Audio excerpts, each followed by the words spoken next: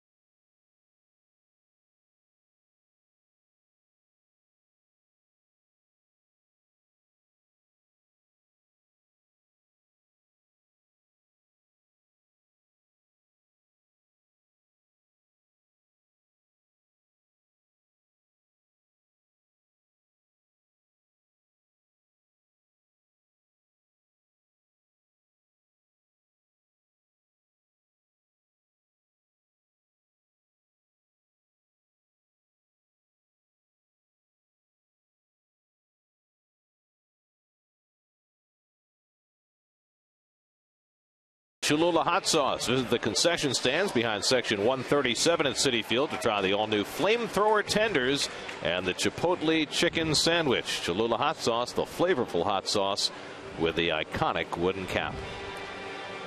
Buck Showalter has managed the Orioles to second place in the AL East, a game and a half behind the Yankees. Here's the Ford starting lineup that he will throw out there today. It's good to see Brian Roberts back after 13 months on the sidelines with the after effects of a concussion. Roberts came back last week playing his 6th game here tonight. J.J. Hardy, the former Brewer. Adam Jones having the great year for the Orioles, and Matt Wieters, the fine young catcher behind him, as the Orioles send that young talent out against R.A. Dickey. Well, R.A. Dickey is the story in baseball so far this year, and he is just off to that rollicking start, and the saga continues. He has just been phenomenal. Cannot say enough. And the Lexus Metropolitan defense, Ike, that's too many errors for Ike. Ike with limited time playing. Those errors have been kind of casual errors. Ike tends to get a little bit one-handed at times, but all in all, he's made a huge difference in that Met infield with his ability to field throws and throws in the dirt. He's an accomplished first baseman. They're the base coaches for the Orioles. DeMarlo Hale coaches third, and former Met Wayne Kirby coaches at first. Wayne was a Met in 1998 under Bobby Valentine for about a month or so. Mostly a defensive replacement in the outfield. Brian Roberts will lead things off for the Orioles, who come in having won 7 of their last 8. Roberts 7 for 22 since his return. Now in his 12th year with the Orioles. 34 years old, and a couple of concussions really felled him and not only threatened his baseball career, but really threatened his quality of life. And it's great to see him back as Dickey misses away with the first pitch knuckleball for ball 1. Well, the Orioles are 20-13 as road warriors this year. That's outstanding. And Dickey gets that one over at the knees for a strike, 1-1. We've got a call there. R.A. has won 5 straight starts in which he's allowed no more than 1 run in each game. He's the first Met in history to accomplish that, which is shocking to me. Quintanilla gets in front of the ground ball, throws out Roberts, and that's how Dickey's night begins, with a weak ground ball. And we saw a lot of those in his last start against Tampa Bay. It's amazing, Keith. He's had this stretch now where he's 8-0 over his last 10 starts, and he seems to get better and better with every start. Well, in the open, we showed the velocity of the knuckleball, the hard one he's throwing. There's J.J. Hardy. There's a fastball. How about that? Sneak attack. And Hardy, of course, the former Brewer, has been doing a fine job. 11 home runs for Baltimore. Hit 30 home runs last year in his first year with the Orioles, and he rolls this one out to Quintanilla. 2 slow ground balls, 2 outs. Well, we said this Oriole team is a home run hitting bunch. They play in that Camden Yards, which is a bandbox. They've got 89 home runs as a team. That's 3rd in the American League. They do not walk much. They strike out more than any team in the American League. But they rely very much on the long ball. Only the Yankees have scored a higher percentage of their runs with home runs than the Orioles have. Here's Chris Davis, normally a first baseman or DH, but this is his 4th straight start in right field, a position where he had never started before, and they have noticed that the home run apple had taken an unexpected visit out of its casing, and so it's time to get down, change the latitude.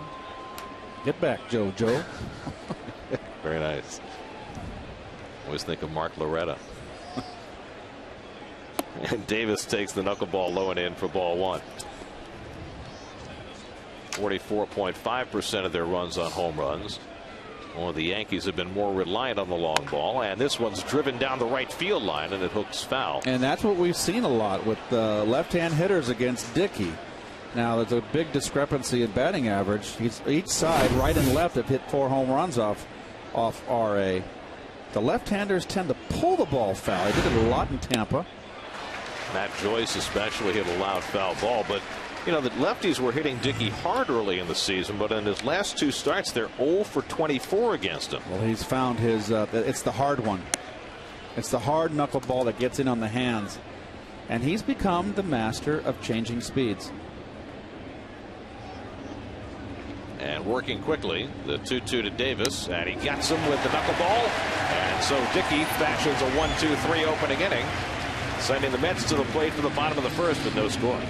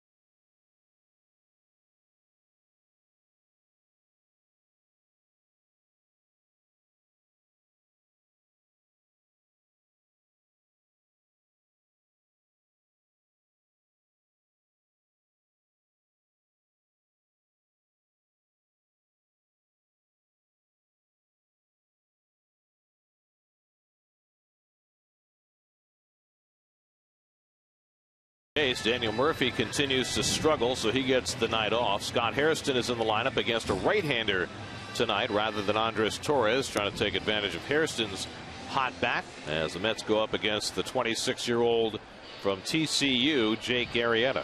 Well, he's a big, hard thrower. You can see his walks right there are excellent. Too many hits given up. Big strikeout guy. The home runs are what's killed him. And left-handers, of the 11 home runs he's given up this year, lefties have hit 9. He's lost more games, given up more runs, and given up more earned runs than any pitcher in the American League this year. Kirk Neuenhuis lays things off. Neuenhuis just 2 for 12 in the Cincinnati series, in which the Mets got swept and scored just 5 runs in the 3 games. Hoping for better times against the American League team, much like last week when they went to Tampa Bay and scorched the Rays. And Neuenhuis takes a fastball for a strike, 0-2. The National League East has just been getting chewed up by the American League East in interleague play. That's unfortunate in that regard. The Nats just got swept by the Yankees. The Braves have lost 6 of their last 7. The Marlins have lost 10 of their last 12, and the Phillies have lost 12 of their last 15. And the Marlins are really reeling. Braves got a run off CC Sabathia in the first inning in the Bronx tonight. And the breaking ball from Arrieta misses 2-2. So you can see right there, Arrieta's got a nice curveball, but it's just, I'm sure it's just a matter of inconsistency. Well, it's interesting. You look at Arrieta this year compared to last year. His strikeouts are up, his walks are down, but the percentage of line drives he gives up is way up. So it tells you he's been making too many pitches fat in the strike zone. Last year, 14% of the balls hit against him were line drives. This year, 21%, and that accounts for much of his troubles. Ricky Dare, the pitching coach for the Orioles. 3-2 on the way to Neuenhuis, and he gets him with a fastball, and Arrieta strikes out the first man to face him. Boy, he threw it right by him. I tell you what, up and away. I went and talked to Gary Thorne, who was the TV voice of the Baltimore Orioles, former New York Met TV voice, and he said that Arrieta will throw 3 innings and look like Walter Perry Johnson, and then just get blown up. There's Gare, and then just blow up and have a big inning where they just get him. The next thing you know, it's 5-0. Well, he's pitched 3 brilliant games this year, including his last start against the Pirates. He went 7 innings, allowed just 1 run, struck out 9. Had a great start at Yankee Stadium earlier this year. Valdespin fouls one out. But before his start against the Pirates last time out, his previous 7 starts, 0-6, 9.34 ERA, and in fact had been banished to the bullpen. And the only reason that he got to start that game against the Pirates is that Brian Mattis at batting practice fouled the ball off his nose and had to be scratched. It's hard to foul a ball off your nose. It is. Leave it to a pitcher. Coors Light, the Oriole defense, and we got some Gold Glovers, and Wieters got his first Gold Glove last year, and of course the young man in center field, Alan Jones, is a former Gold Glover, and he just signed a big contract, and they just say he is a wonderful young man, and boy, is he just, I'm sorry, Adam, he's just taken off. That's a good changeup by Arrieta, that last pitch. Now he's ahead on Valdespin, who pops one up. Third baseman Wilson Betemit calling for it and puts it away for the second out. So 2 out and nobody on. David Wright will come to the plate with the bases empty.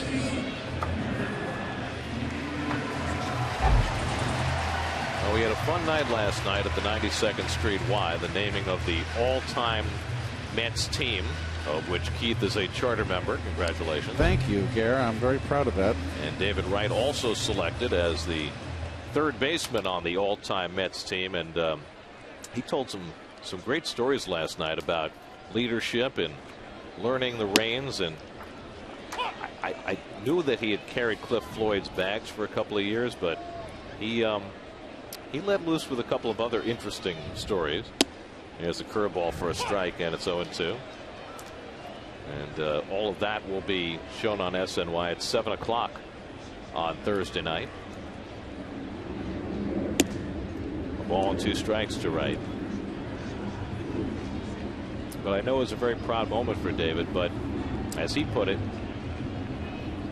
was a little intimidating mixing with the likes of Mets from '69 and '86 who had a World Series ring, and knowing that his remains in the future. Well, you know, no one person can make a world championship. You've got to have the players around, and you know, 69 had the outstanding pitching staff, of course. The 86 Mets had pretty much everything going for it. Little tapper up the first baseline, and they'll let it trickle. Foul. So the one big chance that David had, that 2006 season here, you remember when they lost to the Cardinals and we came back next spring training and I told you, you know, you guys did the postseason and I was down in Florida and didn't do the postseason with you and Ronnie, and I came to you and the first thing I said was, you know, it was their year and it just didn't happen. It doesn't happen all the time. And sure enough. Sure looked the next year as though they were going to get back. The next 2 years. Yeah. That's what made it even more difficult to take. Distressing. It's like getting whipped on the old Seacraft there by the captain. 3-2, and David fouls that one off. 100 lashes. Might even say that it was devastating.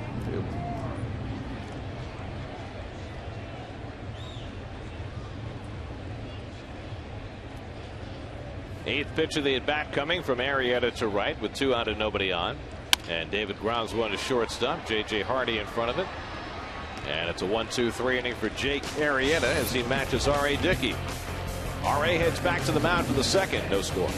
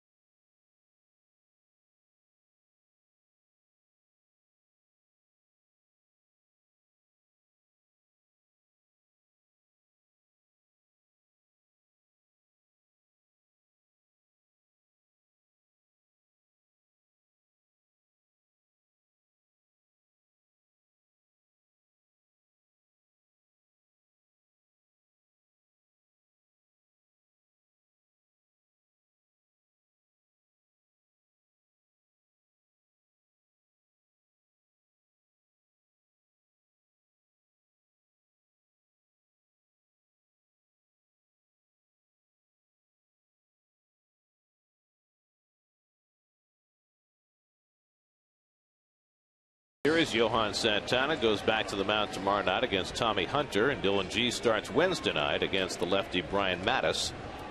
And the Mets take Thursday off, welcoming the Yankees over the weekend. Adam Jones leads off for the Orioles in the second. Jones having a tremendous year, 8th in the American League in batting average, 5th in home runs, 5th in slugging percentage, 2nd in runs scored. You get the idea. At age 26, he has really blossomed, and he's done it in a year in which he has signed a big contract. 6 years, $85 million. He signed that about 3 weeks ago. Big, strong kid. Look at the big shoulders on him. He's got speed. He's got power. He plays a Gold Glove outfield. And they got him in a trade with Seattle. Remember, he was part of the package that the Orioles got 3 or 4 years ago when they traded Eric Bedard to the Mariners, and that didn't work out very well for Seattle. Quintanilla getting a lot of early work, makes the off-balance toss to get Adam Jones one away. So Dickey's faced 4 and retired 4. And now Matt Wieters, the switch hitting catcher, and Wieters is a much better right-hand hitter than left. He's hitting .379 righty and .206 lefty, so I thought, well, maybe he'd hit right-handed, but he opts to go from the left side where he has more power. Wieters, former #1 draft pick out of Georgia Tech. Made the All-Star team for the first time last year. Everybody has always thought this guy was going to blossom into a star, and that's begun to happen. Well, if every year he seems to get better. So big, tall kid, 6'5", as you see right there.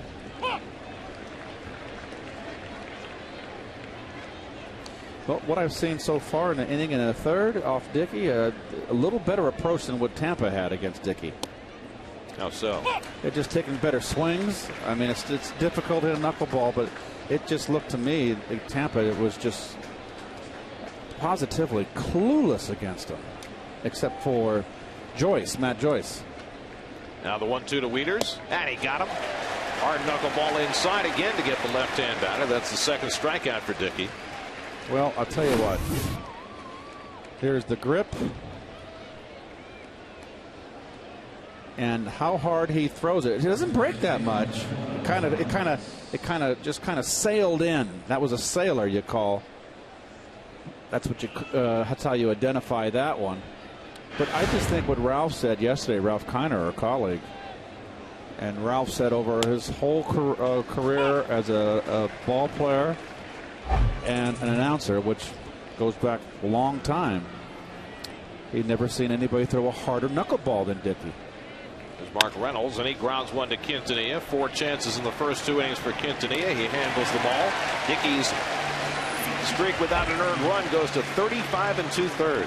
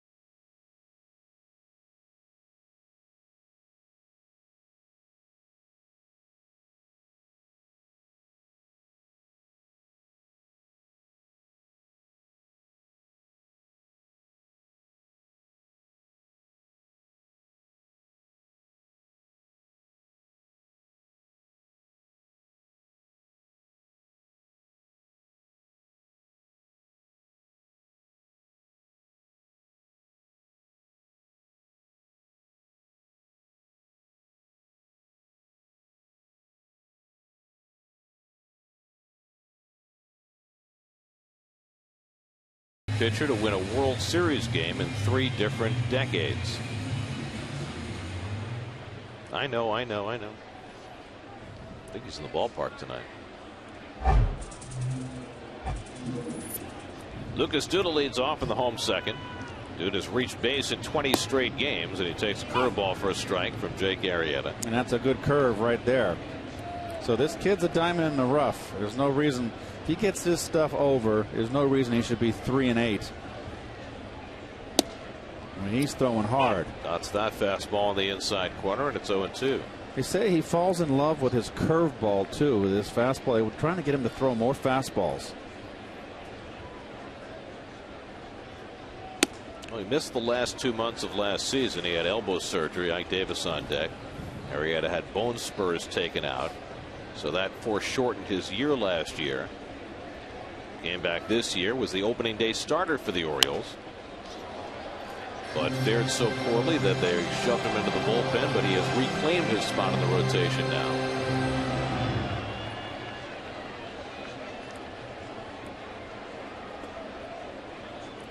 Oh, geez. Mets shirt, Orioles hat. Did you say conflicted? Curveball hit sharply and a base hit for Lucas Duda. So Duda's the first base runner for either side.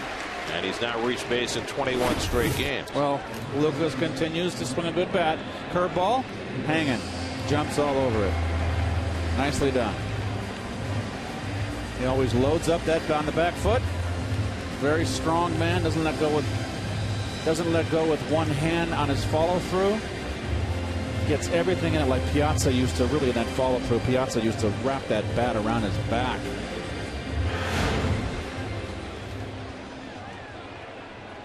So Duda's aboard. Now Ike Davis, who's riding an 8-game hitting streak and hitting .478 over the 8 games as he continues to take aim for the 200 mark, which he has not reached all year. Oh boy, threw that fastball right by him. And that was right down the pipe. Starting to get close. Get off that Mendoza line. Getting there. But gets beat right here, attacking the first pitch fastball. It's right down the pipe.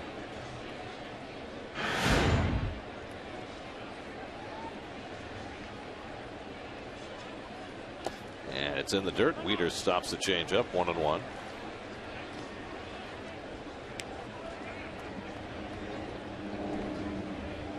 Well, Davis has been less susceptible to those breaking balls and off-speed pitches in the dirt. Done a better job laying off them over the last couple of weeks. Scott Hairston on deck. Part of the reason for his resurgence. Fishes for that changeup, and it's 1-2. Yeah, well, he's just dead set, determined to hit a fastball. And he starts too quick. You can just see way out in front. Nothing left. And that was a changeup. But it's not the fact he's out in front because he's starting his feet too quick. His stride. This has been Ike's issue all year.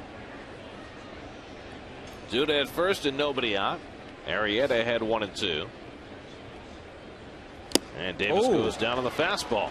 Jeez. So Arrieta has his second strikeout. That's quick work right there. And that's a fastball inside, and he got it there. With some mustard. Ike is late. That's pretty good pitching right there.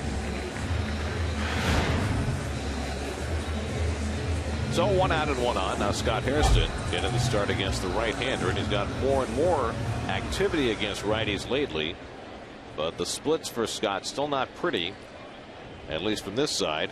Very pretty against the lefties. He's hitting .338, just .196 against right-handers.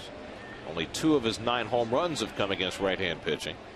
And he takes a fastball for a strike. Well, he had the pinch hit the last game of the series yesterday against Sean Marshall. Sean Marshall came after him with 2 fastballs. The second fastball was on the outside corner, and that was his pitch to hit, and he took a great cut and fouled it back.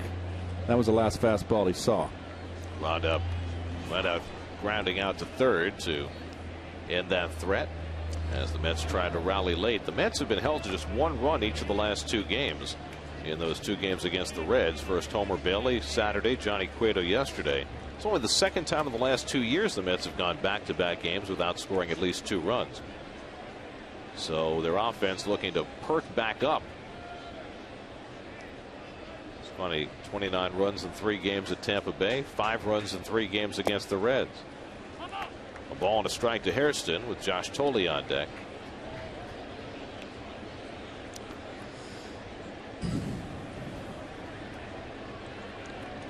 Well, the Mets have been involved in sweeps in 3 straight series, and the offense has been pretty much the key. Didn't hit at all against the Yankees, tore up the Rays, and then went back in the doldrums against Cincinnati. Lots of ups and downs.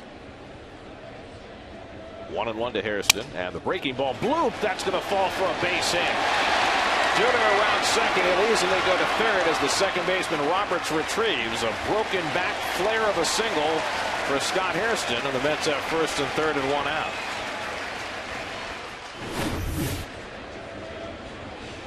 That sounds ugly, doesn't it? But you know what? That's a line drive, a hanging slider right there. That's a line drive in the paper tomorrow. Someone's going to read that in Des Moines, Iowa, and they'll go, boy, that Hairston, he's still hitting. Does it read differently in Des Moines?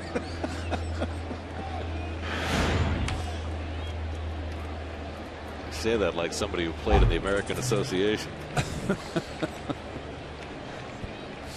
Here's Josh Thole with an RBI chance. First and third and one out. Josh had 2 hits yesterday, hitting a .269 for the year. And he takes Lone away from Arrieta. Actually, that was a Freudian slip right there, because I played against Scott's father, Jerry Hairston Sr., and he played for Des Moines when I was 19 years old with the Tulsa Oilers. Is that right? Yes, I believe he was in Des Moines. Grounded to third, might be 2. Benedict to Roberts, and he makes the turn for the double play.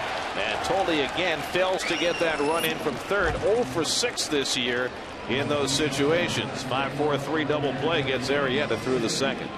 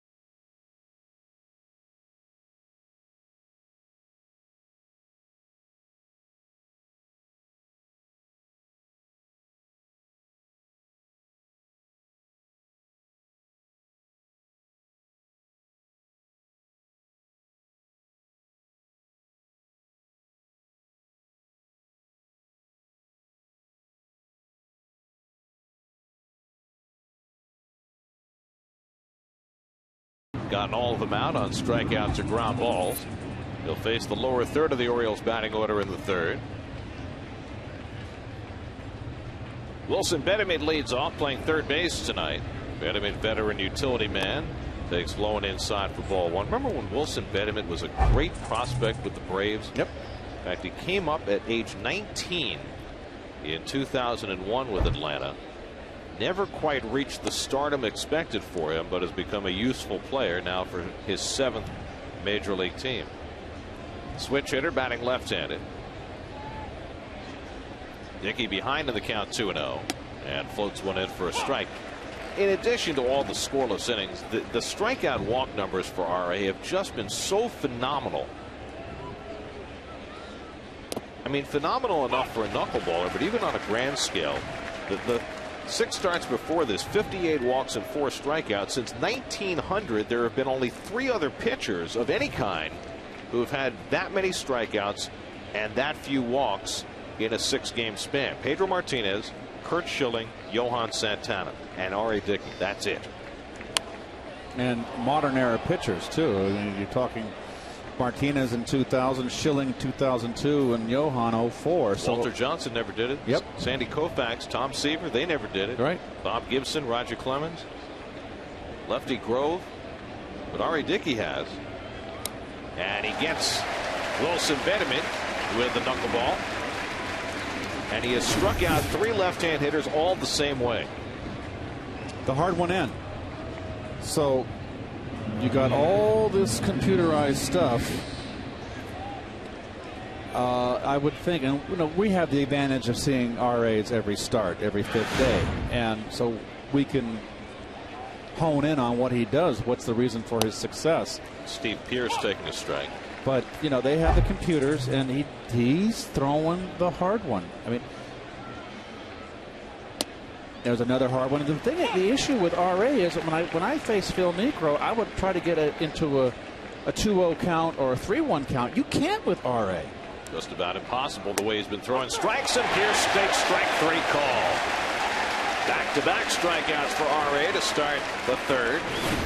8 up and 8 down. Well, this is just amazing here. It might have been up, but I think the umpire, it's a strike. But that's that updraft that he's begun to throw, where he cocks his wrist a little more and the ball stays up. Well, this is the last 6 starts where he has just been as dominating as any knuckleballer has ever been in history. Jake Arrieta, the pitcher, up now. Well, you tack on 4 strikeouts tonight and no walks. That's a 62-4 ratio now in these 7 starts. And a fastball to the opposing pitcher outside, 1-1. Arrieta 0 for 2 this year, 1 for 6 in his career. Or 1 for 9. And there's a strike, 1-2.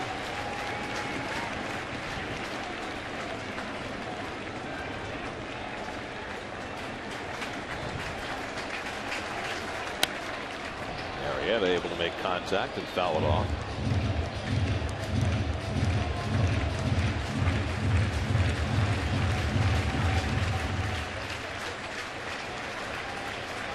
Again, the 1-2. The very slow knuckleball misses low. 2 balls and 2 strikes. Now that one down to 65 miles an hour. Like he's toying with them. Now the 2-2. And Arrieta takes high, and so Dickey goes to a full count against the opposing pitcher. Hitting can be dangerous for American League pitchers, as we noted with Brian Mattis fouling a ball into his nose during batting practice, cost him a start. But that got Arrieta back in the good graces. Fastball outside, ball 4. How about that? Dickey walks the opposing pitcher. Came with the fastball, just trying to get one over. But that's the first base runner of the night for the Orioles. And only the 5th walk that Dickey has issued in his last 7 starts. Well, yesterday, the Mets scored their only run on a walk with the bases loaded to a pitcher, Chris Young. So here's Brian Roberts, who grounded out to short his first time up.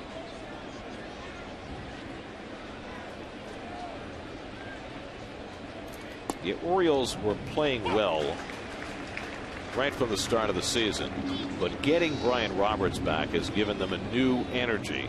He is such a popular player and such a spark plug at the top of their lineup. And it's not coincidence that they have had a terrific week since Roberts has returned.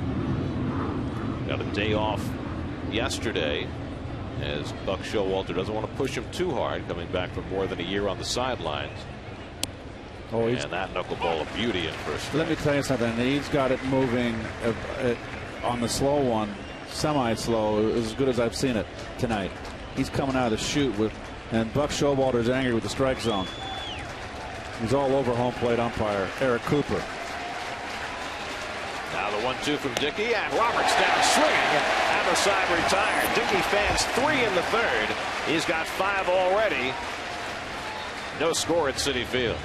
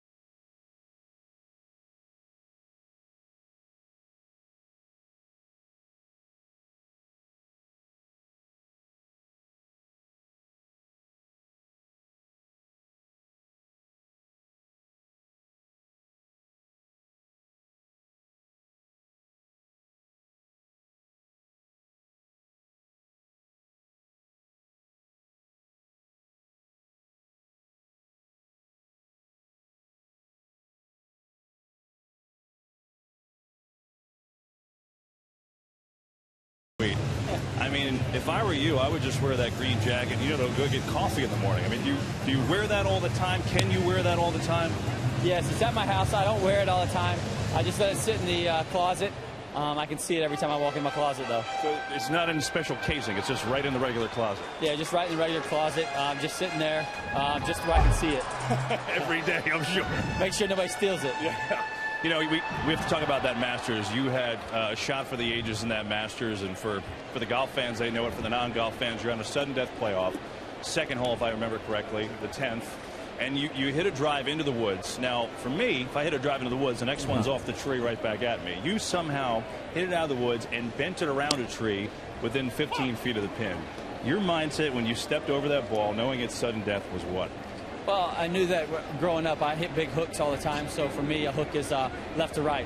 So it wasn't that big a deal. Now, the situation, having a chance to win the Masters, obviously was the biggest deal. And but pulling off the shot, playing with buddies, I could pull that shot off all the time. But hitting it 15 feet to win the Masters was one of the best shots ever. That's pretty good. Yeah. What did it feel like? I mean, no one can ever take that away from you, that feeling. It was an overwhelming feeling of my mom was there. I had some friends there, some other golfers there. All the fans, everybody that's ever supported me. University of Georgia was right down the street. Everybody that's ever supported me from Pensacola, my hometown, Baghdad. It was just, it was all for them, and it just overwhelms you, and you just start tearing up right away.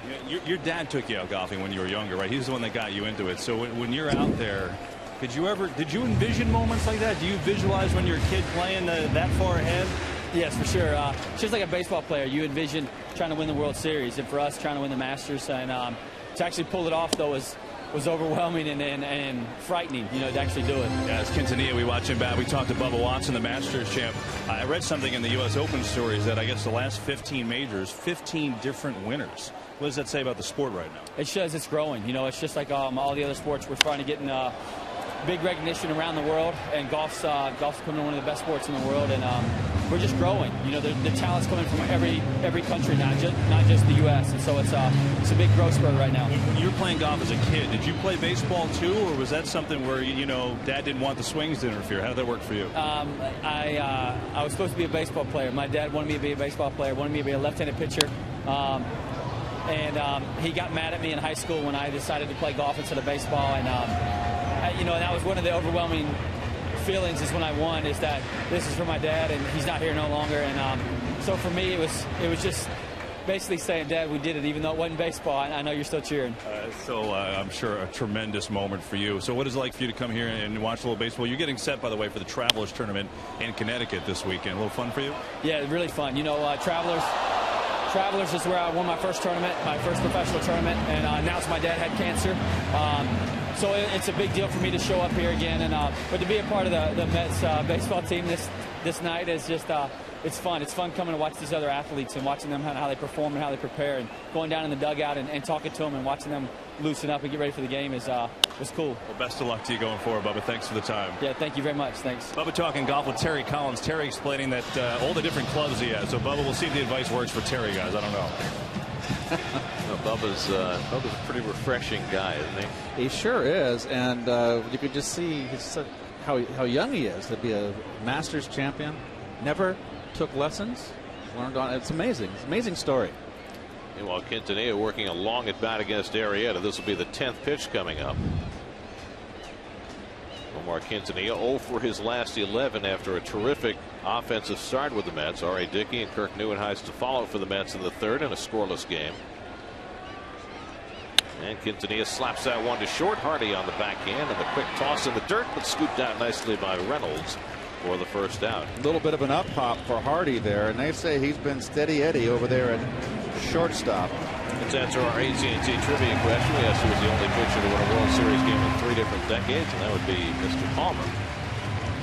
Maybe the first one to tell you, too. He was right at the end of his career in 1983 with that Orioles team that played the Phillies in the World Series and won it. But he was part of those baby birds back in '66 who swept the Dodgers shockingly in that '66 World Series. The '66 World Series after which Sandy Koufax announced his retirement. And there is Jim Palmer. He had the beautiful motion, Big leg kick. Didn't he have the 1 year that he wouldn't have surgery and missed the whole year? He had the arm problems, and they didn't want him to go under the knife, and he said no. And we put it just a great pitcher, and that was part of that pitching staff with Dave McNally, Mike Cuellar, Jim Palmer, Pat Dobson. And Dobson came in later. Yeah, the fifth starter was Tom Phoebus. And they Wally Bunker earlier. Well, Bunker hurt his arm. Bunker and Palmer came up together. And then they also had the hard thrower, Delkowski, that was a wild man. Well, he never made it to the big leagues. Right. Well, there they are. Mike Cuellar often gets forgotten. The lefty would come over from the Astros. Oh, Rusty talks about that trade when he was with the Colt 45s, how he lamented Cuellar going. 1-2 coming to Dickey, and the curveball bounced to short. Another chance for Hardy. And he throws out Dickey for the second out. So Arrieta going well. Arrieta was questionable as to whether he was going to be able to make the start tonight till about 2 hours before game time. But he has gotten himself off to a good start. First time through the batting order. Now Kirk Neuenhuis with 2 out and nobody on. Neuenhuis struck out his first time up. Neuenhuis, I haven't looked back at the games, but it always seems like he's a slow starter. He can strike out and have a poor at bat his first at bat. He seems to warm up as the game progresses.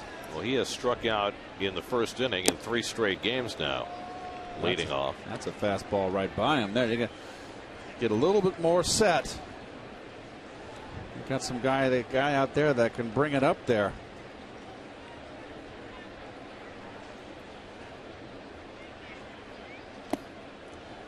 So he doesn't have great command of his changeup. You can see that's his third pitch, and that's a work in progress. You know, we've talked a lot about Dickey's string and how he hasn't allowed an earned run now in 36 2/3 innings. Well, the Orioles are putting together a pretty nice shutout string as well, as Neuenhuis takes one up the middle for a base hit. So there you go. Typical Neuenhuis, right? Second at bat. He shakes off that first at bat nicely. But the Orioles, the last 2 games, have gotten shutouts. They blanked the Braves each of the last 2 days. Jason Hamill pitched a 1-hitter on Saturday, and then Wei-Yin Chen pitched a terrific 7 innings yesterday. So the Orioles right now, as a staff, are working on a streak of 22 consecutive scoreless innings as Jordani Valdespin steps in. The Orioles are 6th in the American League in staff ERA, and some of that has to do with the fact that their bullpen, especially in the late innings, has been untouchable. They've got a combination that, you know, most National League fans probably have never heard of Pedro Strop in the 8th inning and Jim Johnson in the 9th inning, and they have been untouchable. They have got 4 pitchers from the right side with ERAs under 2. There goes Neuenhuis, and Valdespin lifts one to left. Pierce drifting over and puts it away to end the inning. So the Mets with a 2-out single leave Neuenhuis, no score after 3.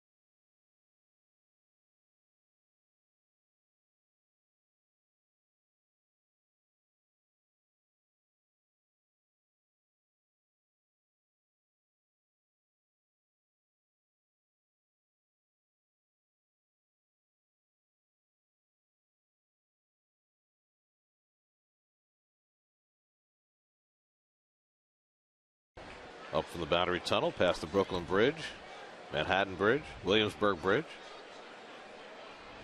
J.J. Hardy leads off, takes a knuckleball for a strike as we start the 4th inning.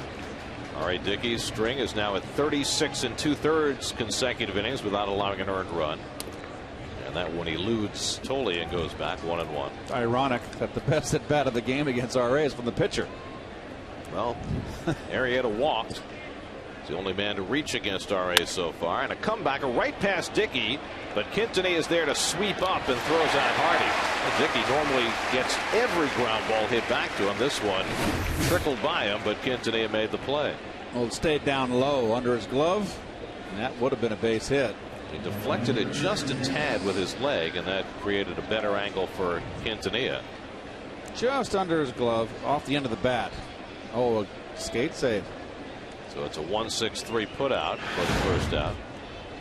Well, no Orioles hit the ball out of the infield yet. It's all been strikeouts and ground balls. Here's Chris Davis, who hit a loud foul before striking out his first time up. You notice that RA is getting a lot of end of the bat outs against right-handers, swinging and hitting the ball towards the end of the bat.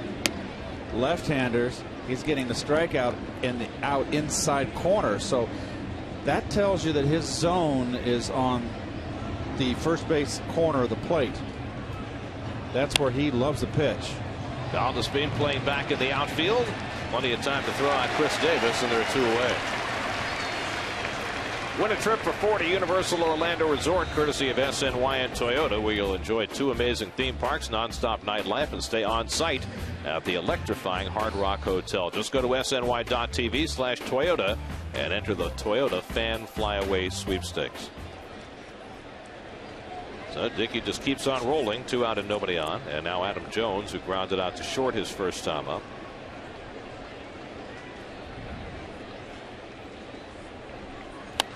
And Jones fouls off the hard knuckleball, 0-1. Dickey has got a better knuckleball than I've seen. He's been awesome. He's got more movement on his knuckleball tonight than I've seen in around 2 or 3 starts. A lot of down movement, Gare.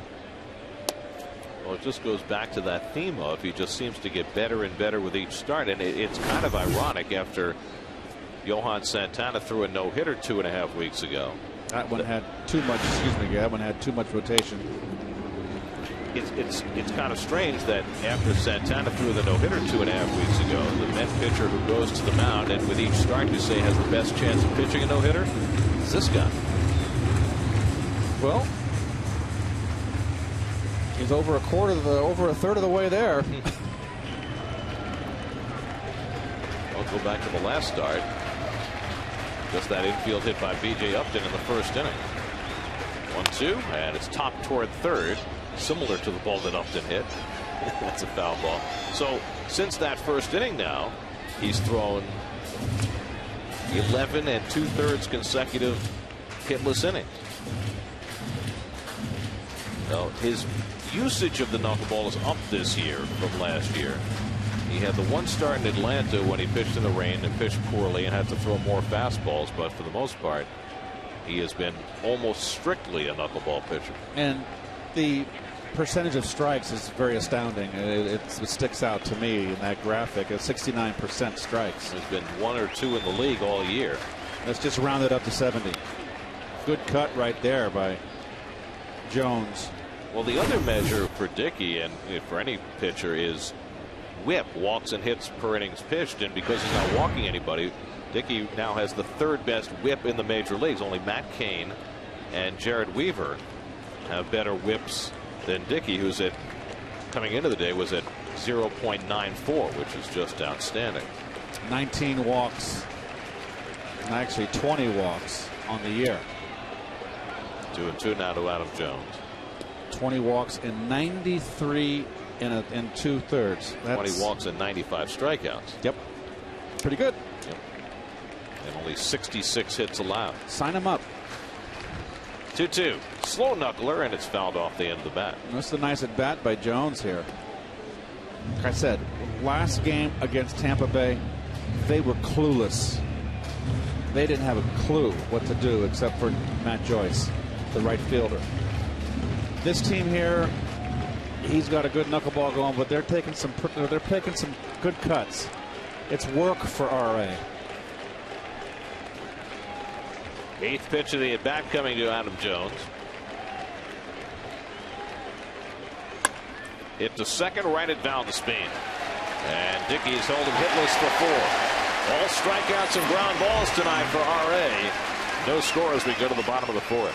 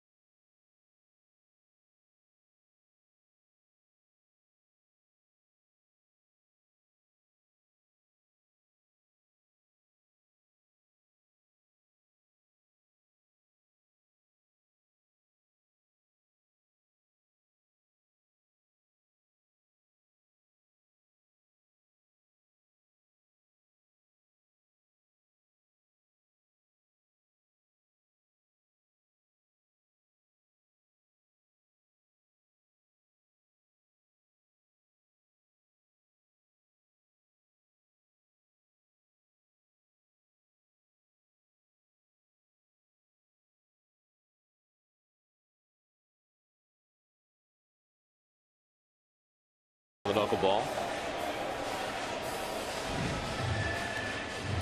Well, that's always good communication right there, those two. It's always a good sign to see the catcher and pitcher yapping together. Time now for Dialed In, presented by Verizon, Keith. Well, we're going to talk about the knuckleball, and, you know, I've talked tonight how this team has had a pretty good idea of what they're doing. They're attacking Dickey, taking good cuts, but in the past, they're just looking at some of the players, just the sign of resignation. And Tampa, they were just like completely befuddled. There were some hitters that really just looked like they don't have a clue of what to do. I mean, they were laughing in the dugout in St. Petersburg last week because they knew they had no chance. Well, I'm telling you, there were some ugly hacks coming out of that Tampa lineup off RA. David Wright grounded to short his first time up. Meanwhile, Jake Arrieta has shown himself well over these first 3 innings. Had one jam to pitch out of in the second, but he got Josh Tolley to ground into a double play. 3, 4, and 5 up for the Mets here in the home 4th. And Arrieta comes inside with a fastball, 2-1. Wright, Duda, and Davis trying to get something going for a Mets offense that has stagnated on this homestand.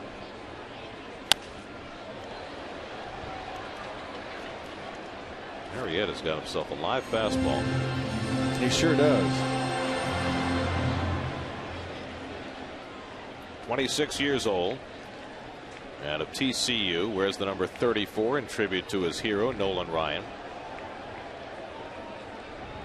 Which, of course, means as Wright takes a call third strike, he wasn't a Ryan fan when he was with the Mets or the Angels. He picked him up when he went to Houston, where he wore 34 for both the Astros and the Rangers. I remember it well. Whereas Nolan wore number 30 as a Met and again as an Angel.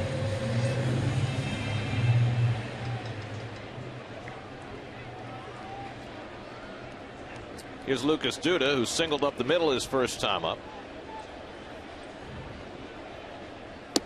And he takes it off the plate for ball 1. Well, you can see the shift here of Lucas, who you must say is a pull hitter, but look at the ground ball outs compared to the line drives and fly balls. Well, we see that often where the outfield will play straight away or a step the other way, where the infield is completely overshifted. Correct. And it makes sense when you look at those numbers. 70% of the ground balls hit to the right side, but only 26% of the fly ball. And I think that's true with a lot of pull hitters. There's so much you can read into that too, though. it's just not cold statistics, and that's where I think a lot of it's baloney. It tells me when Lucas hits the ball on the ground, he's basically, to me, he is a pull hitter right now. He's rolling over from the right-handers, the off-speed pitch, the breaking ball, the sinker, and rolling over, hitting a lot of ground balls on the right side of the infield. I would play him, I would give him the left field line.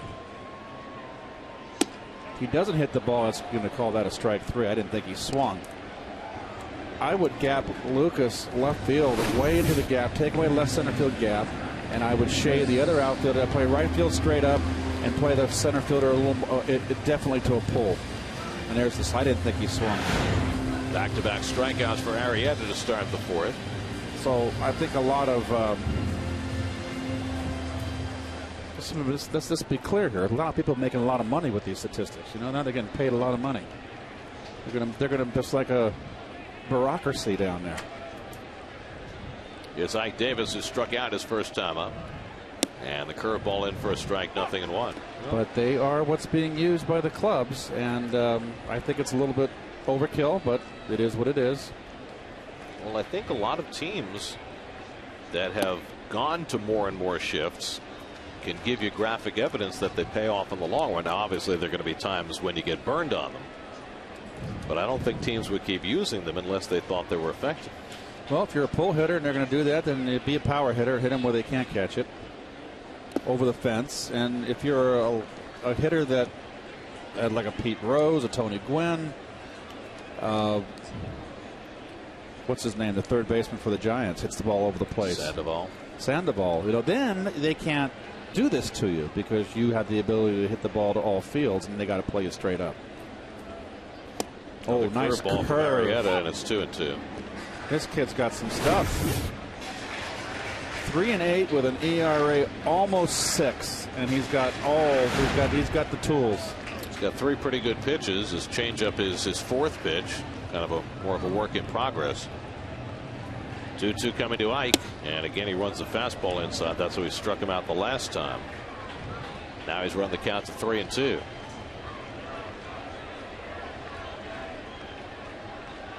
Arrieta hasn't walked a batter tonight. Struck out 4. Hairston would be next. Davis drives one to left field, but over comes Pierce to grab it, and the side retired. So a hard hit ball off the bat of Ike Davis. A 1-2-3 inning for Jake Arrieta. Dickey back to the mound for the 5th with no score.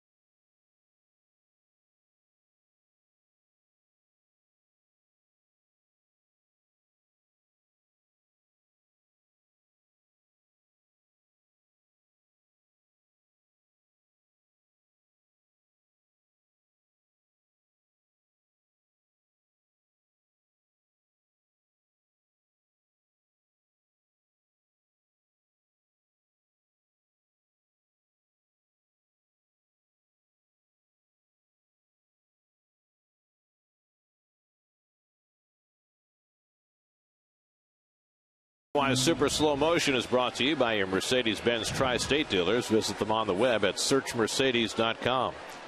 And it doesn't spin in slow motion either.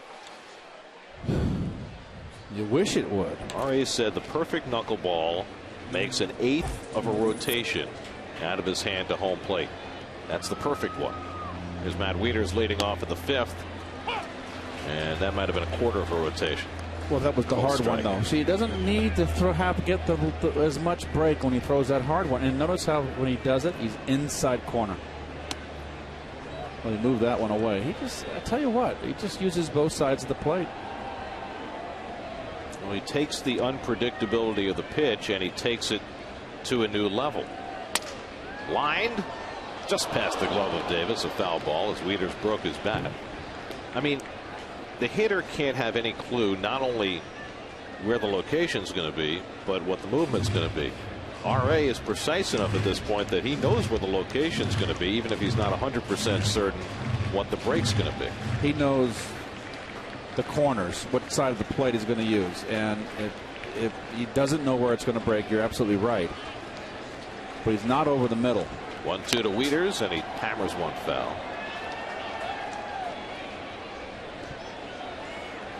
Well, I got to believe that Phil Niekro is probably home.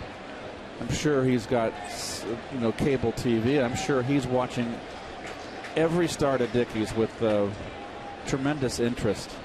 As is every knuckleballer who's ever thrown one. Swing and a miss.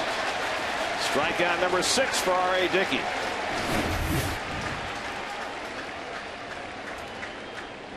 That didn't do anything. That's just a last-minute sink. There it is, and that's nothing. Well, hey, the result. Go sit down.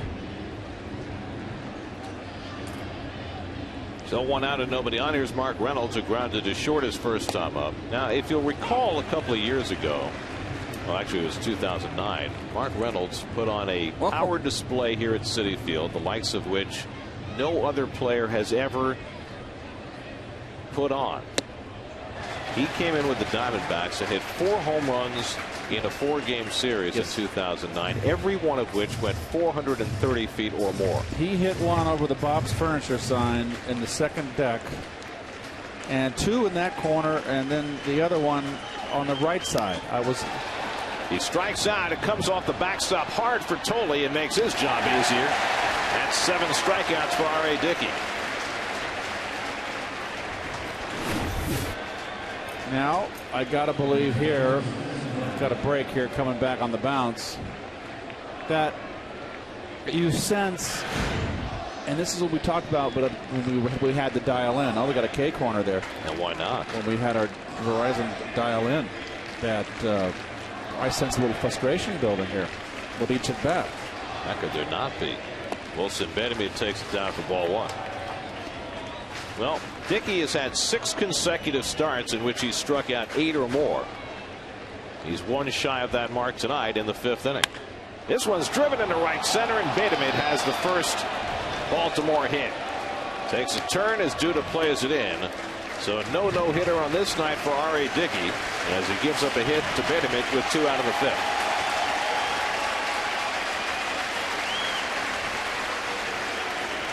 The fans are very appreciative. And like I said, there are good at bats. The key to hit a knuckleball is to wait to the last possible moment because the ball breaks so late. Easier said than done, but that's your only way to attack a knuckleballer, and then just hope for the best. R.A. had thrown 12 consecutive hitless innings before that base hit, and now he gets Steve Pearce to fly one out to Duda to retire the side. So Dickey allows his first hit, but puts up another 0. That's 38 2/3 without allowing an earned run. We're halfway through at Citi Field. Mets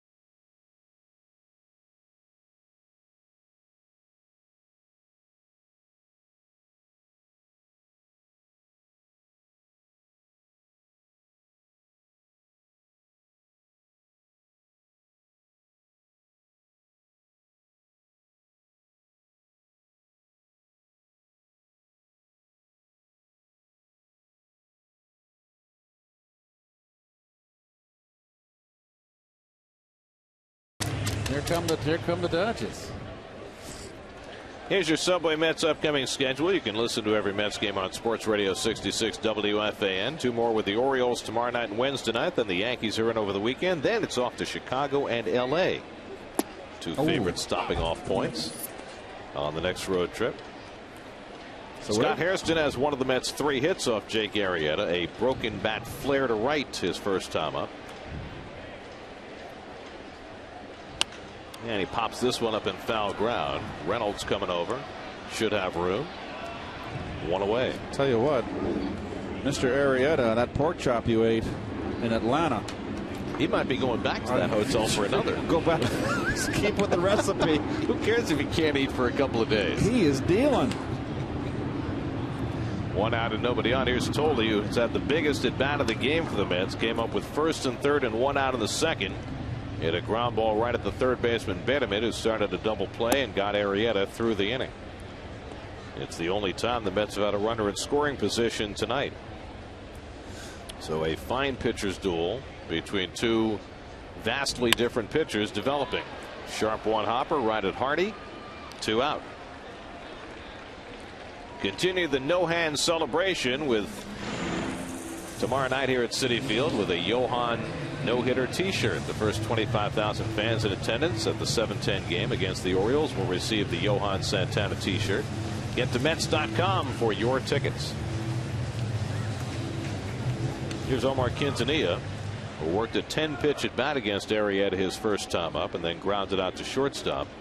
Omar 0 for his last 12 at the plate. Ronnie Cedeno and Ruben Tejada are on the mend.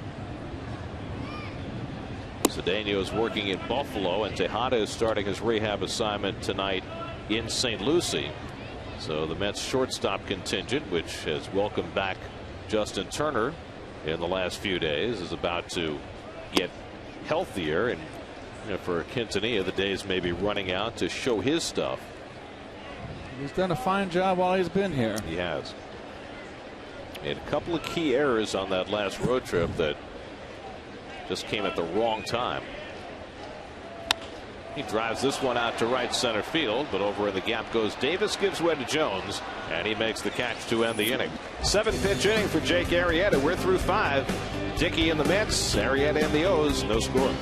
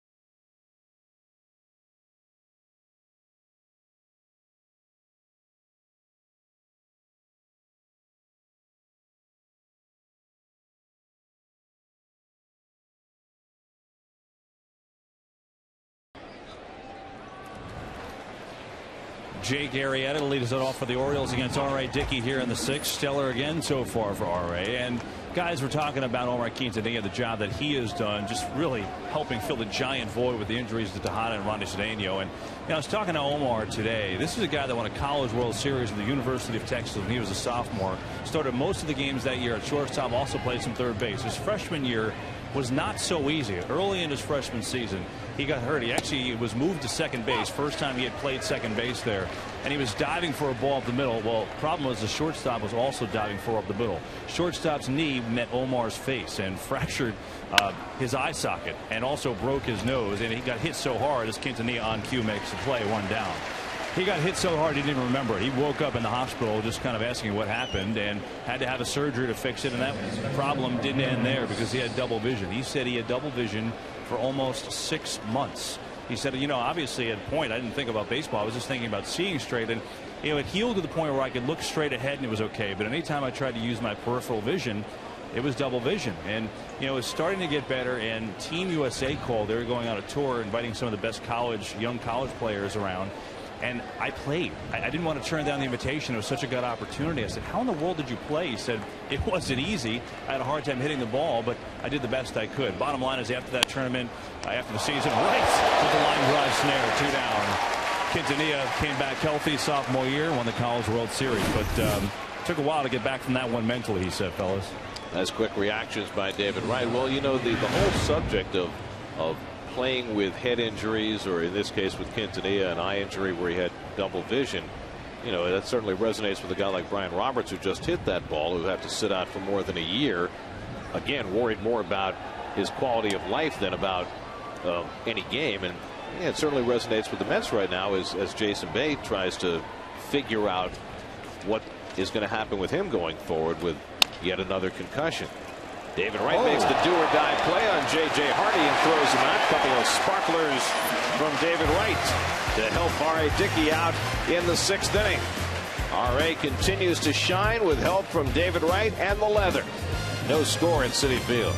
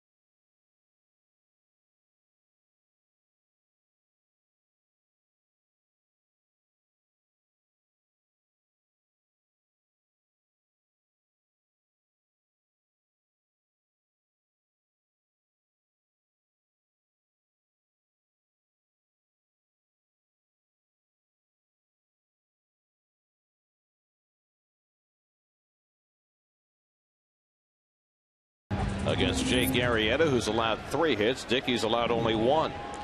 R.A. grounded out to shortstop his first time up.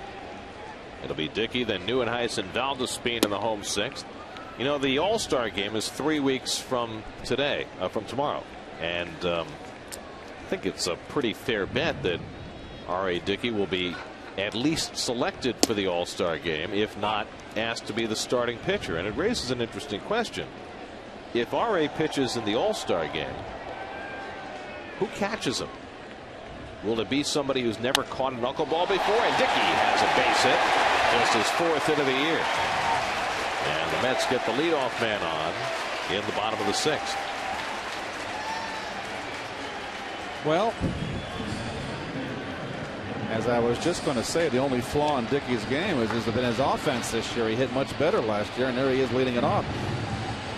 That's a good question, Garrett. Who's going to catch him? Someone's going to have to get back there with the pancake glove. And probably not caught a knuckleballer all year long. I mean, Yadier Molina is certainly the guy you would expect to start the All-Star game behind the plate. Let's see if Nieuwenhuis is bunting here. He's not, and he takes it off the plate for ball 1. Now, you know, Molina is so good. You figure you put that pancake on him for the first time, and he'll be fine for the couple of innings that RA is going to throw. But it is an interesting question. Nieuwenhuis singled to center field his last time up, 1 for 2. And a fly ball hit to center field. And Adam Jones drifting back. Has it for the first out. So 1 out and 1 on. Jordani Valdespin coming up. Let's check in with the studio. Gary Apple has a Fujifilm game break.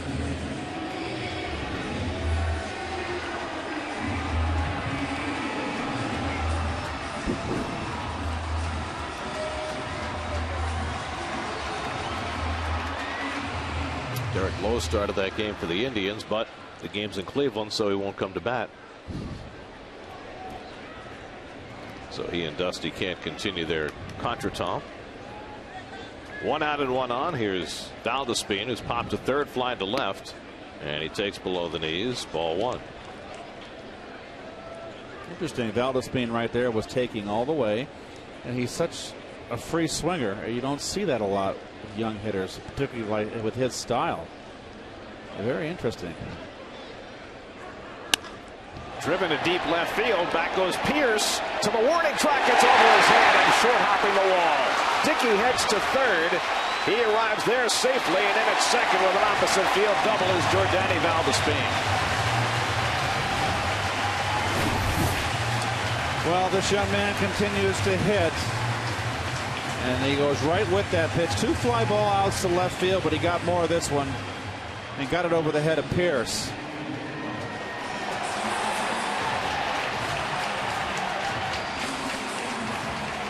And right now, Dickey's read here. He's got to be a little careful. He's not going to score anyway on that ball. Played cleanly off the wall. But the Mets are in business. First extra base hit for either side. 4th double of the year for Valdespin. Now the Orioles are going to play their infield halfway with David Wright, the batter. 2nd and 3rd and 1 out. David is 0 for 2 tonight. And he takes inside from Arrieta, ball 1. Now, how carefully do you figure Arrieta pitches right here with Duda waiting on deck? Well,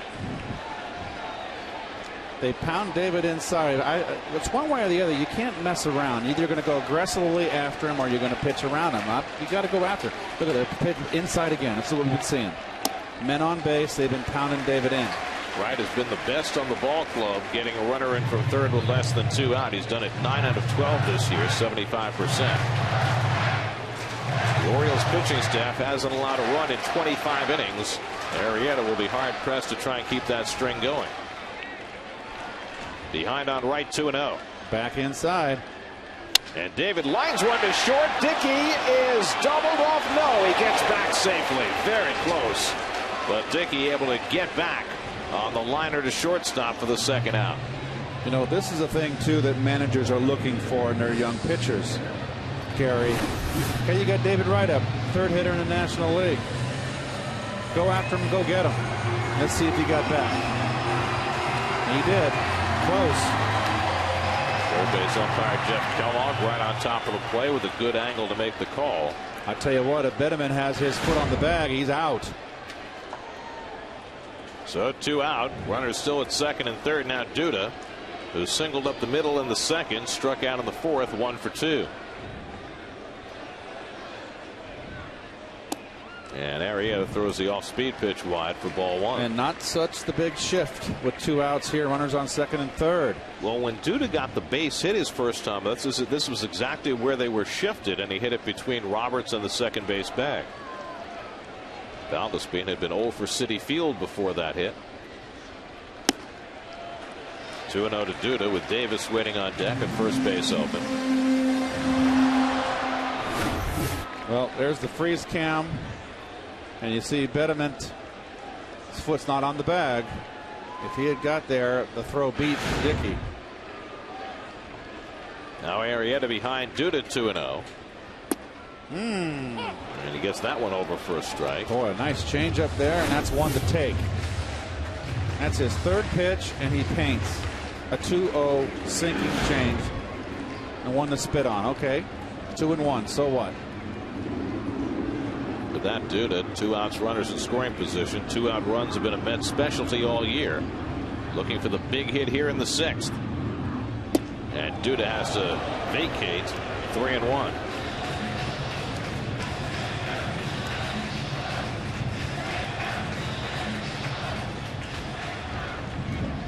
Well, Arrieta was behind on right 2-0. Got him on the line drive to short. He was behind Duda 2-0. Now 3-1. He's got first base to play with.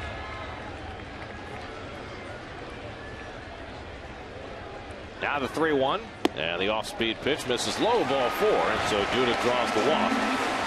Then with a 3-1 curveball. And Arrieta issues his first walk of the night.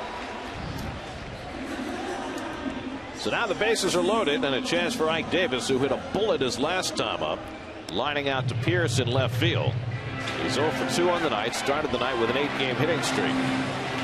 So a huge moment in this ball game. Davis up with the bases loaded and 2 out in a scoreless game in the 6th. And Ike's picked up his batting average with runners in scoring position up to 231 coming into the game.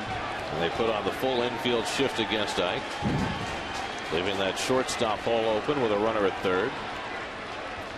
And Davis hits one in the air to deep center field. Back goes Jones, going back, warning track at the wall. It's out of here! Ike Davis with a grand slam!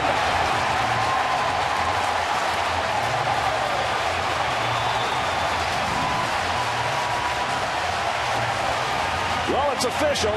Ike Davis is back. His first career grand slam gives the Mets a 4-0 lead.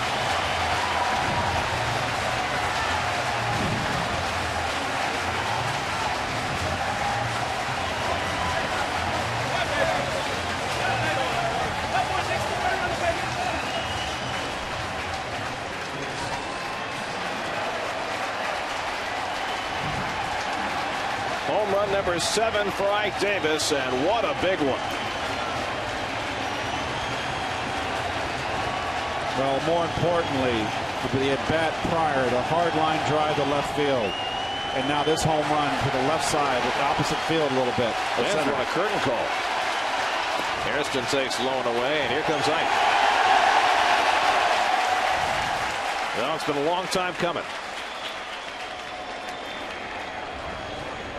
Only the second grand slam of the year for the Mets. Mike Dickey has had the first one against the Padres in May.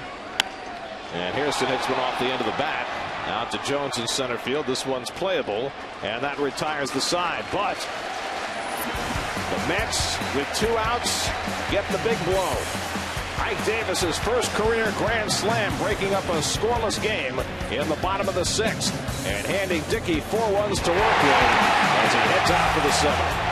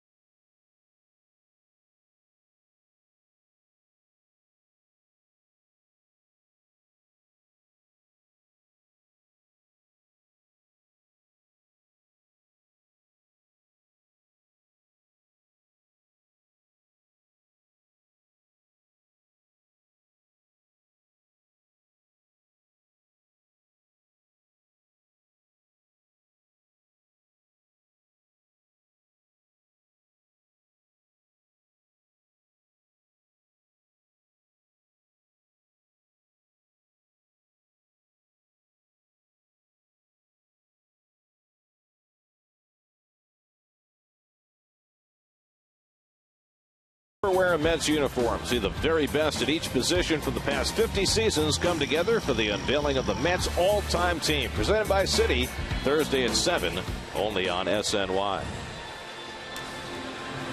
Well, R.A. Dickey now 4 runs to the good. Coming off a one-hitter in his last start. He's allowed just 1 hit over the first 6 innings tonight. This one a no-doubt hit. 2-out single by Wilson Benjamin in the 5th. Now with the scoreless duel having been unlocked, Dickey sets to work against the heart of the Orioles batting order. Chris Davis, Adam Jones, and Matt Wieters in the 7th. Davis is 0 for 2. He struck out and grounded to second base. And he fouls off the first pitch. Knuckleball, 0-1. Well, this is the important inning for R.A. just to go right through and throw a goose egg up here. Team put up four points on the board.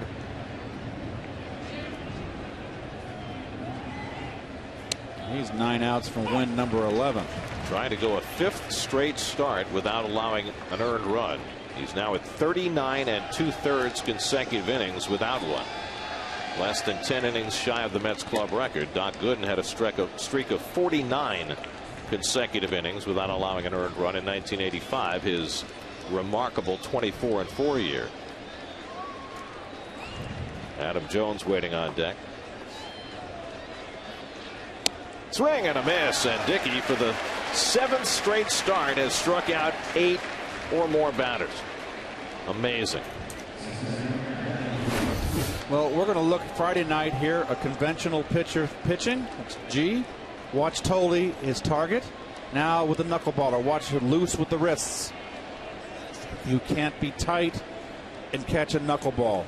You've got to be loose with the wrist, and that feeds right into my approach as a hitter. You can't be tight as a hitter and crouch on a knuckleball.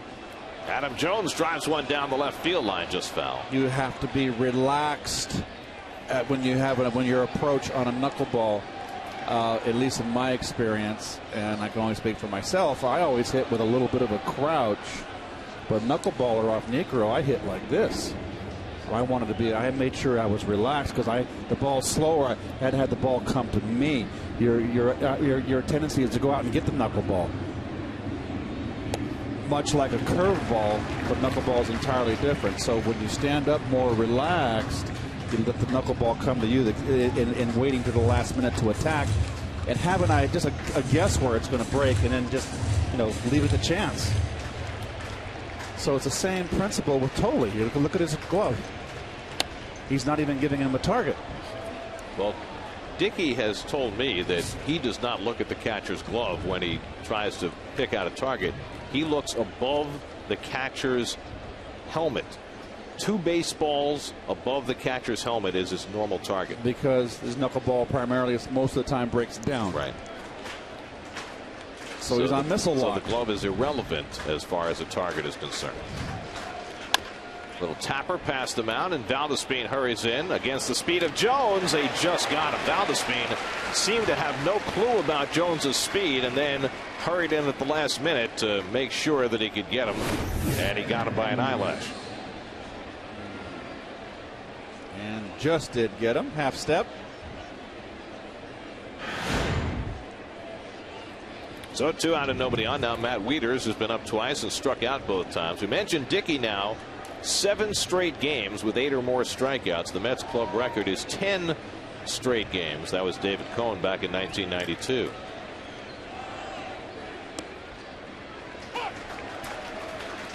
He is going places that few have ever been before. This is really incredible. He's dominant. Cy Young. I mean, he's already the first pitcher in Mets history to win 5 straight starts, allowing no more than 1 run in each game. And here he is working on a 1-hit shutout again tonight.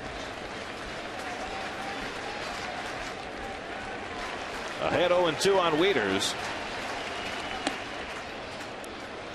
1-2. And really, Josh is doing a nice job handling it today. He hasn't boxed any, and pretty much making all the plays. That big glove. 1 is for knuckleball, and it strikes out Wieters. That's 9 for R.A. Dickey. He's now retired 7 in a row. The most dominating knuckleballer ever. He's doing it again tonight.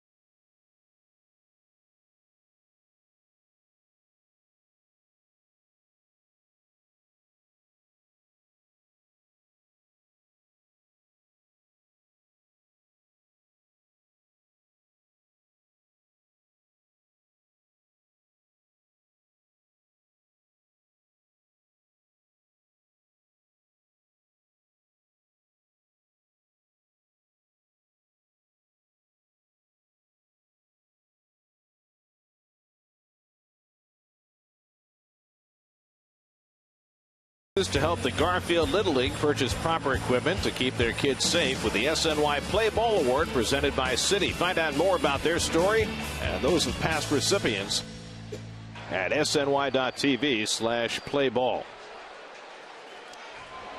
Last of the 7th inning. Josh Thole smiling like he knows a secret that nobody else knows. And you know what? He does. Well, he's smiling because he doesn't have to hit against it. He only has to catch it. You know, Keith, you were around in 1985 when Dwight Gooden was striking out the world and winning virtually every start. Became a phenomenon the year before that, his rookie season, but it was one of those things where the electricity in the ballpark became palpable every time Doc took the mound. Now, you know, Dickey is getting into a stretch of dominance that I don't think we've seen from a Met pitcher since then, as Thole hits it out to left field and is caught by Pierce for the first out. But the question is, can a knuckleballer ever generate the kind of buzz that Doc did back in his day?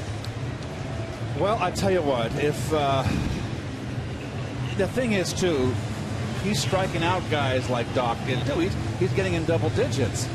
But there doesn't seem to be the hoopla that the electricity with Doc. At least not yet. Maybe it's just he's sneaking up. You know, it's like 84 when there was no expectations for the team and really no one started coming out to the ballpark in 84 until August when we were still in the hunt and got interested. So I think it's going to build as the season goes on. I mean, he's having just amazing.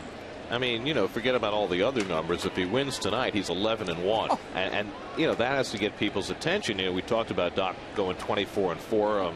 More recently, Cliff Leha that year he went 22-3 for Cleveland. Those years take on special auras, and people want to be around that. But I guess the question is, if you're not blowing people away with, you know, 96-mile-an-hour fastballs, if you're getting them out with 79-mile-an-hour knuckleballs, does it create the same kind of electricity? I think it should. It doesn't matter how it's getting done. To me, it's more intriguing. For me, he's doing it with one pitch. Kevin Gregg, the former Marlins closer, up in the bullpen for the Orioles. It's a phenomenon the likes of which nobody's ever seen before, and I guess as much as anything, it's hard to know how to react. You normally, Wilbur Wood, Negro won 20 games, but he'd lose 15. Lose 12. RA's 11 and going to be, looks like, on his way to 11-1. Knock on wood. Quintanilla lines one to center. On comes Adam Jones to pick it off. 2 men down. And let's see what kind of reaction Dickey gets as he comes to the plate.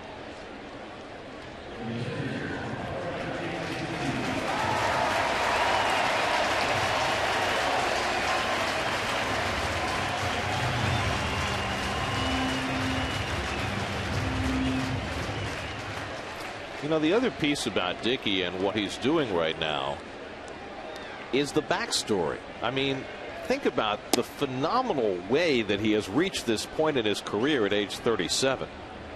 From first-round pick to pitcher without a key ligament in his elbow to bust as a conventional pitcher. Memoirist this year and reaching heights after that catharsis that would have been considered unfathomable just a few years ago. To think about this game in particular, he started off that rally in the 6th with it was capped with the grand slam by Davis. If he gets an out there, the Mets don't score a run that inning. Fly ball into center field, and Adam Jones right there to grab it. Side retired, 1-2-3. Dickey heads back to the 8th, working on a one-hitter.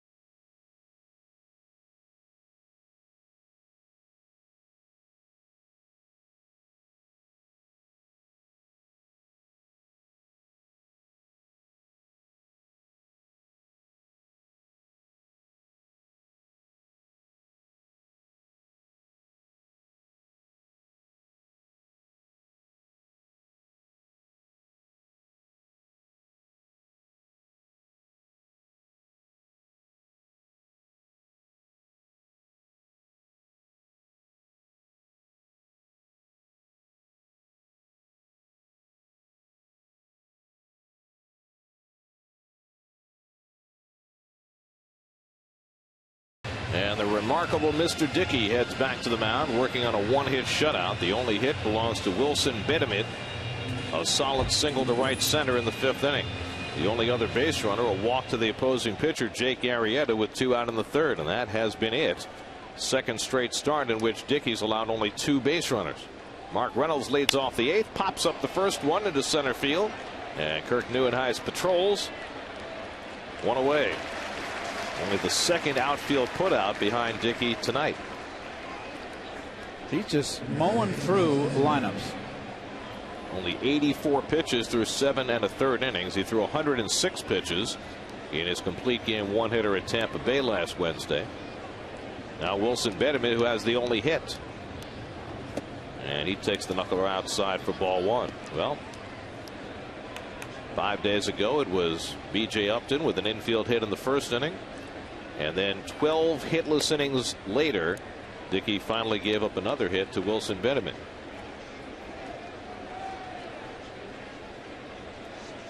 Behind now on Benjamin, 2-0, and now 3-0.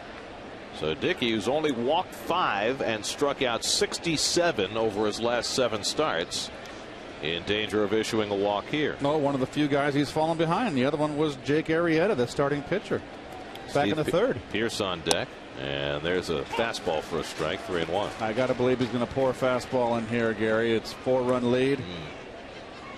A walk would be a sin. And another fastball. This one foul tip, 3-2. And why not another? I think he'll go back to the knuckleball, 3-2. We'll see. I'd say he pounds him with a fastball. Nope, knuckleball. You called it. So Benjamin is on for the 2nd time. Dickey's 2nd walk of the night. Let's check in with the studio, see what's coming up on Geico Sports Time. Michelle Yu. Hi, Michelle Yu. Coming up tonight after the postgame show, LaDainian Tomlinson says goodbye, and Roger Clemens hears his fate. We'll see you tonight. Dickey will pitch out of the stretch for only the 3rd time tonight. Steve Pierce, the batter, is struck out and fly to right, and he takes the knuckleball outside for ball 1.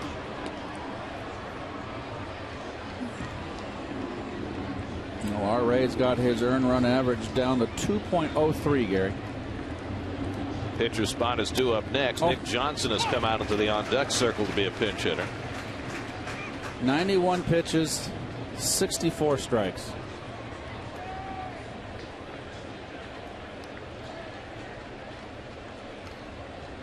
He's got a good move to first base, too. Good snap move, quick feet.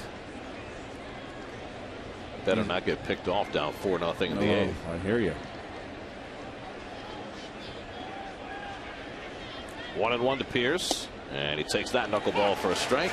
1-2. Kevin Gregg ready to go in the Orioles bullpen. Jake Arrieta turned in 5 2/3 scoreless innings before he got burned by Ike Davis's first career grand slam. That's the complete difference in this game. That one sails high, 2-2. So Arrieta about to leave for a pinch hitter after 7 innings. Pitched a good ball game, just got in trouble. Had the one big inning. 2-2. Swing and a miss. He struck him out. Strikeout number 10 for R.A. Dickey. Well, he's back in double digits again. You know, before May the 22nd of this year, R.A. Dickey only had 1 double-digit strikeout game in his career. Now he has 5 in his last 7 starts. Excuse me, 4 in his last 6 starts. That's unbelievable. And the other 2, he had 9 and 8. So a little shy. So now Nick Johnson, who's going through a miserable season with the Orioles, hitting just .203. He's done a lot of DHing for the Orioles this year. Bobby Parnell up just in case Dickey needs help here in the 8th inning. And Johnson tied in a knot. 0-2. This is the best knuckleball he's had, Gary, and he's been pitching great. It's the best movement I've seen in his knuckleball in 3 starts.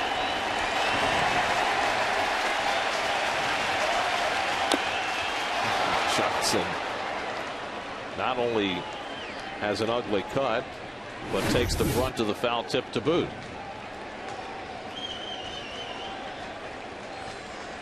Yeah, just moved late in, and they got under the bat and right onto the inner part of the big toe of Nick Johnson.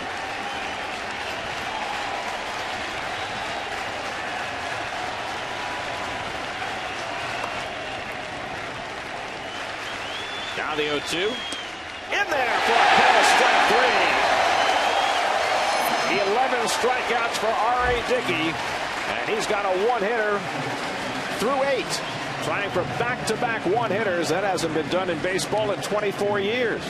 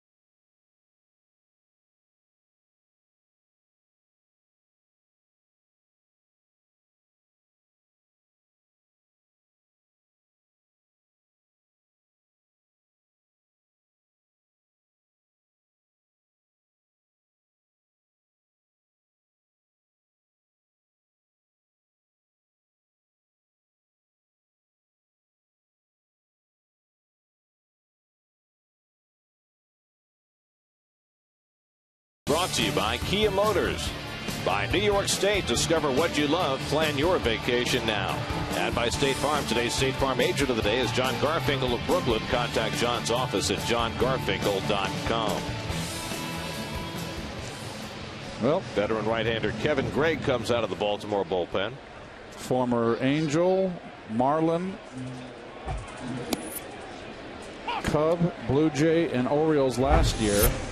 144 career saves. Not one with the Angels. Did a lot of saving with Baltimore last year. Had 22 saves in his first season with the O's. Jim Johnson is now the full-time closer for Baltimore. Kirk Neuenhuis 1 for 3 on the night. And he swings and misses at the fastball, 1-2. Well, Jake Arrieta went 7 innings, allowed 4 runs, all coming on one swing of the bat by Ike Davis. 6 hits, 1 walk, 4 strikeouts.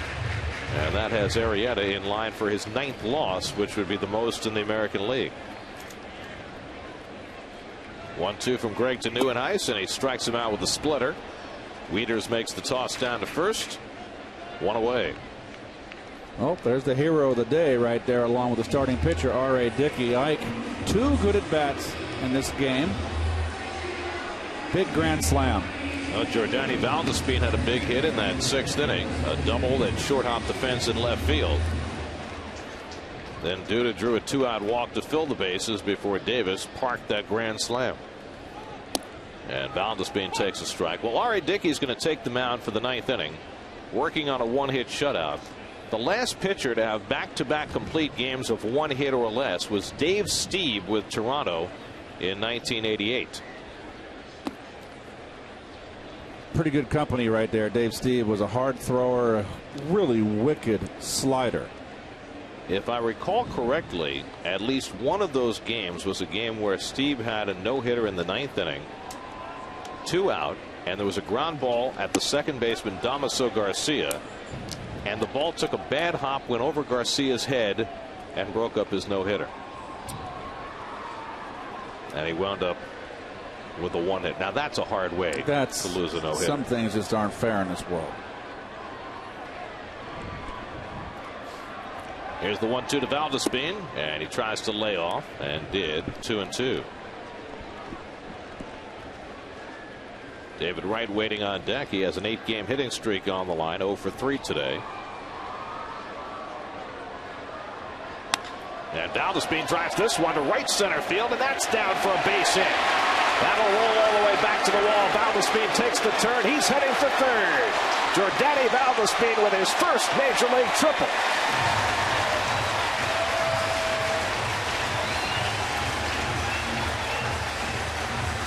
A double and now a triple tonight for Valdespin. And he's making a case for himself to stay up here in the big league level. We liked him, Garrett, 2 years in a row in spring training. He's got a good swing. He can fly. He's got a future.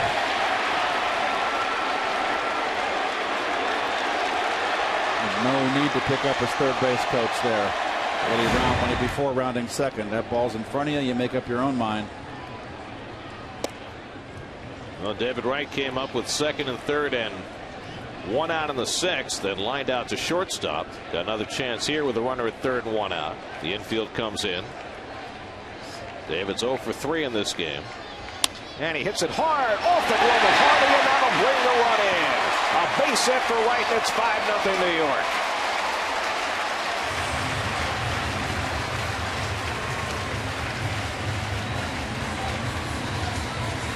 Well, they want to come inside to David again. They've been pounding him in.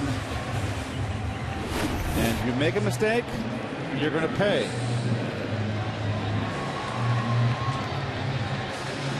So Wright extends his hitting streak to 9 games, his 38th run batted in.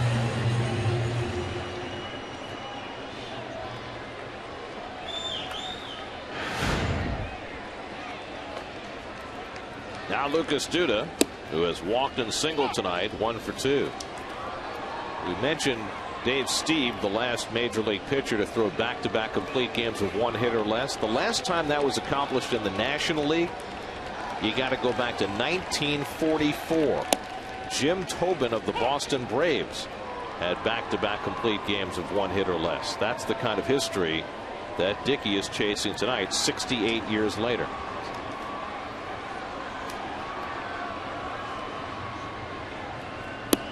In there for a call, strike 3. Duda down looking, and Greg has his second strikeout of the inning.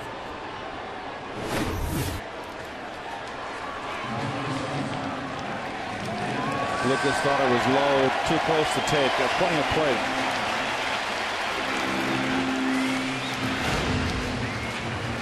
And a big hand for Ike Davis as he comes to the plate. Well, it's a man who is able to breathe now. Critical here for Ike to put a little cherry on top here. Continue this little roll he's getting on. This groove he's starting to find. Here's the grand slam in the 6th. The difference in the ball game. First pitch fastball right down the middle. Up. And I like the fact that he went to the other opposite field towards left center. Well, his previous at bat, he had a bullet to left that the left fielder Pierce caught. So that's 2 hard hit balls in a row for Ike, who now has a 9-game hitting streak going and is continuing to shade toward 200, which he has not reached yet this year. He's now at 196. Greg behind him 2-0, and Ike skips out of the way of that one, 3-0. Game 2 of this series tomorrow night. Johan Santana goes back to the mound, coming off a victory in his last start. Tommy Hunter will pitch for the Orioles. 6:30 the coverage right here on SNY. Mets and Orioles game 2. There's a strike, 3-1. In the 9th inning, Dickey will be facing the top of the batting order. Brian Roberts, J.J. Hardy, and Chris Davis. Look at the recent numbers for Ike Davis. What a different offense this is if Ike is swinging the bat this way. There's a curveball for a strike, and it's 3-2. Well, you've got David Wright, Duda leading the team with RBIs with 40. And Ike, with all of his struggles, has 32 now. That is amazing, isn't it? Yes, it is.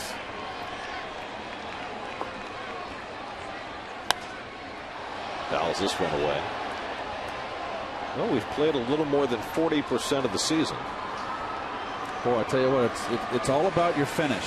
Everybody forgets about the first 2.5 months. Nobody's going to forget about his first 2.5 months. Well, yes, and we always want to finish strong and never want to end flat. And Ike right now, I like what I see. Just keep his approach over that left center field for a bit. There's ball 4, and so Davis is on with a walk. So Greg has yielded a triple, a hit, and now a walk. And the Mets have 2 men on for Scott Hairston. Well, the Orioles had not allowed a run in 25 innings before Davis hit the grand slam. And Buck Showalter had to know that if they gave up multiple runs with the buzzsaw that R.A. Dickey has become, that it was going to be a tough game for them to win. Now the Mets with a 5-0 lead in the 8th, and Scott Hairston up 1 for 3 on the night, a bloop single back in the 2nd.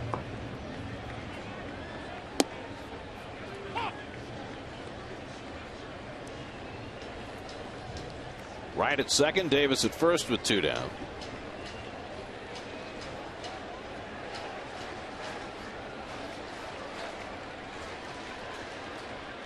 And a big cut by Hairston. 0-2. He always takes a big cut.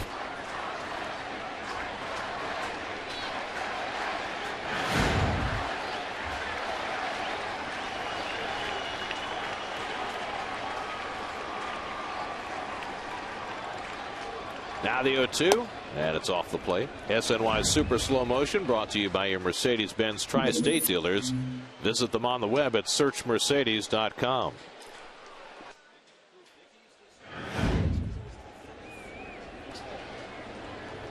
Now the 1-2, and it's way hit side. Almost hit Hairston. 2-2. Well, the Mets could pick up ground on Washington tonight. The Nationals are off. They open a series against Tampa Bay in D.C. tomorrow night. So if the Mets can win tonight, they'll be just 4 games back despite getting swept by the Reds. 3-2 now to Hairston, and that's what we were talking about earlier. All the NL East teams have been struggling so badly against the AL East. The Mets have not lost much ground. They've been getting spanked.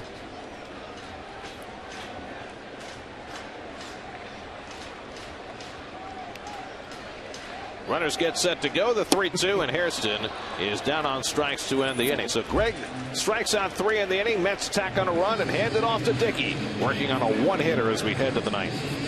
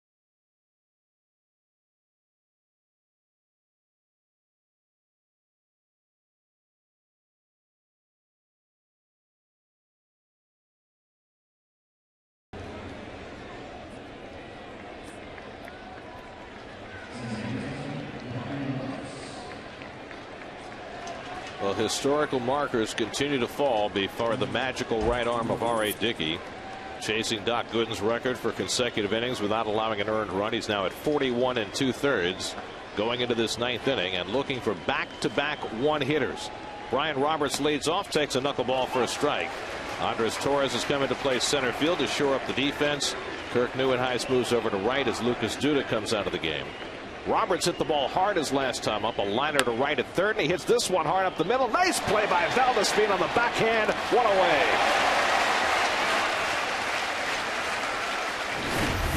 Very nice play by Valdespin. They say he's got Gold Glove potential at second base, and he flashed it right there.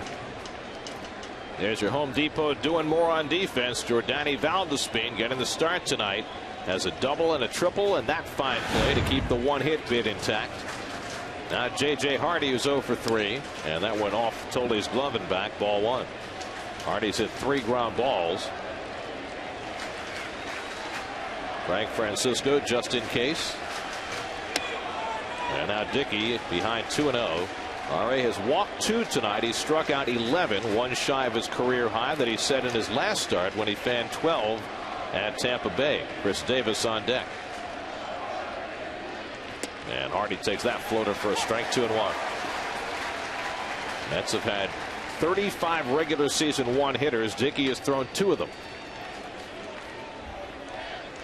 Threw 1 against the Phillies a couple of years ago when Cole Hamels had the only hit, and then his last start against Tampa Bay when Upton had the only hit. Now behind on Hardy, 3-1. And he throws a fastball for a strike.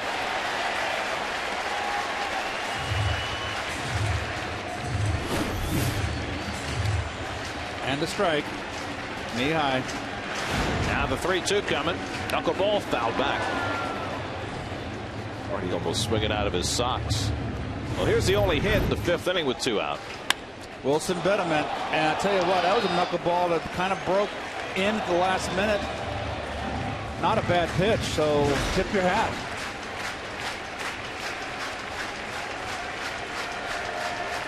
Three-two. Fastball, strike 3 call. Dickey changes the program, gets Hardy looking at the fastball. Back-to-back 12 strikeout outings for Dickey, matching his career high.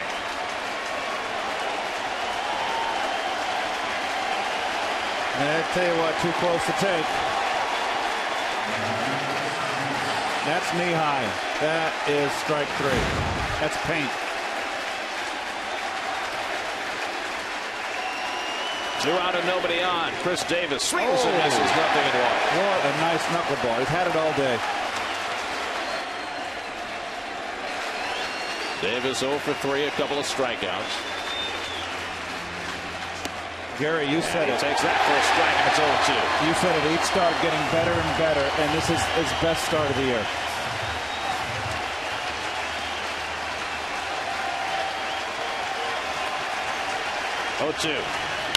Fouled away. Well, in 1944, Jim Tobin of the Boston Braves threw a one-hitter and then a no-hitter in back-to-back starts.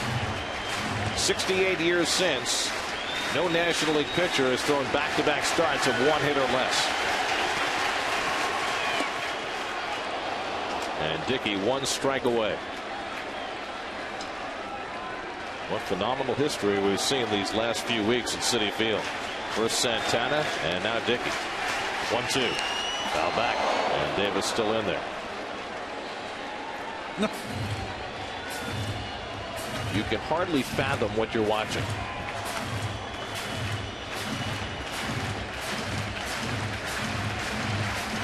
It gives this Met club, too, obviously, a stopper. A guy that stops the bleeding every 5th day if he has to.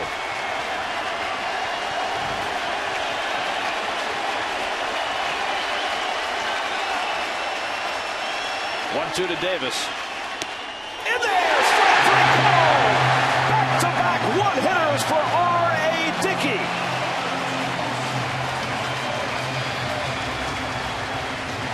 "13 strikeouts, a new career high. The phenomenon that is Robert Allen Dickey continues to get more and more unlikely."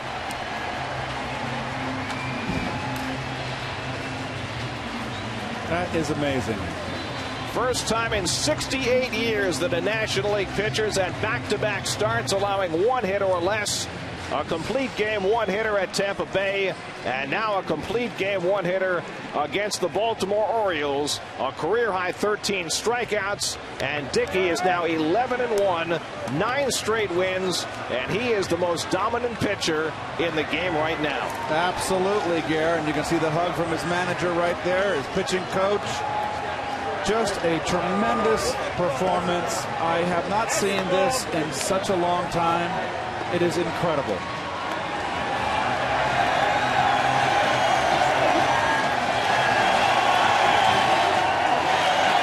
Well, we were talking earlier about the energy that can be generated by a starting pitcher and whether a knuckleballer can get in that realm. Well, I think we feel from this crowd exactly the love and the admiration for R.A. Dickey, and now the phenomenal performances just keep piling on top of each other. Back-to-back one-hitters as the Mets beat the Orioles 1-0. Tonight's game summary presented by Hyundai. The only hit that mattered, Ike Davis's grand slam that broke up a scoreless game in the 6th inning. His first career grand slam as the Mets snap a 3-game losing streak and win behind R.A. Dickey. And how often do you see a game in today's game for 2 hours and 7 minutes? That is total dominance by R.A. Dickey. Really the only blemish on his performance is a shocking 2 walks, and most pitchers would take that. Just a brilliant performance. Don't forget he started that rally in the 6th inning with a base hit. And here is the last out of the ball game. Knuckleball. It is a strike inside corner. Unbelievable. Dickey lowers his earned run average for the season to an even 2.00, which ties him for the National League lead. He's the first 11-game winner. And he just keeps getting better and better and better. And Terry says, what can you do for an encore? The author of back-to-back one-hitters, R.A. Dickey, is standing by with Kevin Burkhardt. All right, do you feel like a Broadway performer? You come out and you tip your cap to these fans at the end of your starts now. Well, you know, I could feel every one of them with me out there, so I appreciate it. Thank you. Thank you. What is that like to feel every one of these people behind you when you come out and to feel that energy when you take them out? Well, I'll tell you what, I think I can appreciate it because I've been on the other side of the coin, too. And I just want to say thanks. My wife and children are up there. It's nice to have them be a part of this. And hopefully we can take a step towards the right direction over the next few days and start rolling here. What is the most satisfying thing about this stretch that you're personally going through right now? Probably the base hit. The base hit, I mean, it was good. It came at a good time, but in reality, you know, it's just I've got a good feel for it right now. I'm making it do a couple of different things, and I feel very confident when I step on the mound. I feel like I could get anybody out. You've got now your last 6 starts, double-digit strikeouts in 4 of them.